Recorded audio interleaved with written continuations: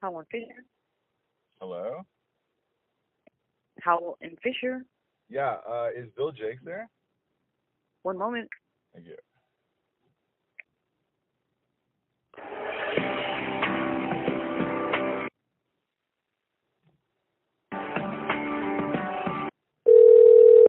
Hello?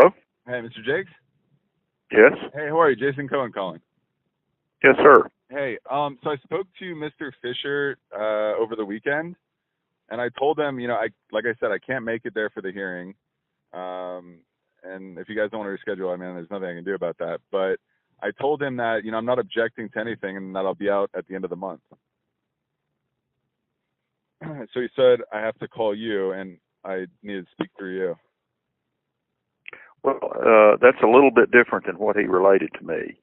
What did he say?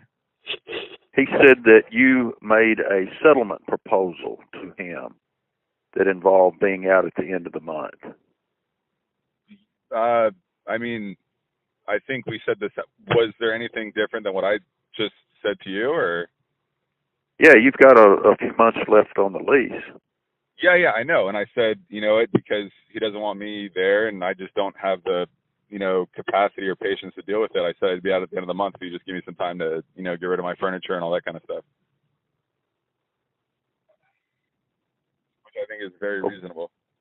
Well, what is it you want of me? What is it you're asking me or telling me? Well, no, I don't know. I told him that, and he said that's fine. Just I have to speak to you first. He didn't tell me. He said that's fine, and I have trouble believing that. Well, I don't think he said that's fine. He just said he didn't make a statement one way or the other. He just said I have to speak through you. Okay, and so you're his proxy now or something. I'm his lawyer now. Okay. Well, I mean, okay. So is that acceptable for you? I mean, I'm not asking for any money. I'm just saying let me have till the end of the month, and okay, I can be out. Your offer is to be out at the end of April. End of April, yeah. And if you want me to send a piece of paperwork or something saying, yeah, I forfeit the lease, whatever.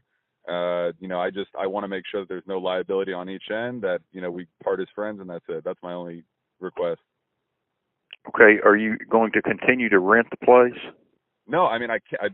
Like I said, I already got. I'm out. Just give me till the end of the month. I'm selling off my furniture, and I'll be out. But are you going to continue to rent the place through the end of the month? I can't. It's not. Yes or no? Excuse me, sir. You don't have to be disrespectful. I mean, well, you don't have to evade my question either. It's a yes or no question. Let's circle back to the foundation of your, what you guys are alleging. It's a sublease. You guys are alleging a sublease. You're not alleging like a heinous crime or like an assault.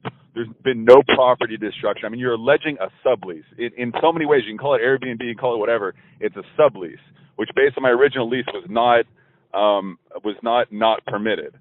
So, I mean, everyone needs to calm down a little bit and get back to reality here, okay? I don't need your advice, Mr. Cohen, and frankly, I'm a little tired of it. I'm not trying to be disrespectful, but you're getting wordy with me, and I'm just saying it's a sublease. Calm down. No, I have to listen to your arguments. You calm down.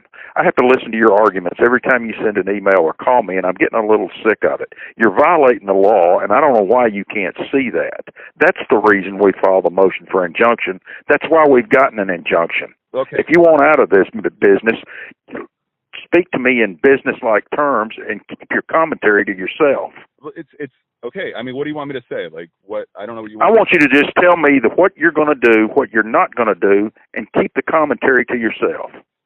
Okay. As I said before, do you understand the concept of no contest? Where did you get your law degree, Mr. Cohen? I'm not admitting or denying anything. I'm just saying, you didn't answer my question. Do I have to disclose everything to you? Good talking to you, Mr. Cohen. Call back when you're in a business-like mood. I'm just saying, what difference does it make?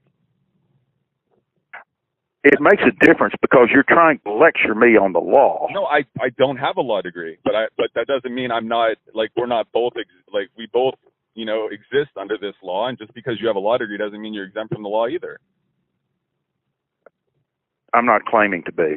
Okay, but just because I'm what's considered a layman doesn't mean I can't also have an understanding of the law. And Okay. Do you understand the fact? Yeah, that's correct. Do you understand that as a layman, you're required to get a permit before you can advertise this property on Airbnb.com? Okay, so I understand that, but that's not necessarily breaking the law. Why isn't it?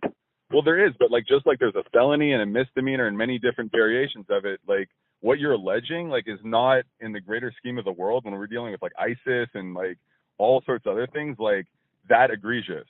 And that's all I'm saying. I'm just saying, Well, I'll be the judge of that, and I'll decide whether it's important, or not. All right. Okay. So I told you I'm getting at the end of the month. I mean, I can put it on record with the case number saying that, listen, I have, prior, commitments based on my faith, which, you're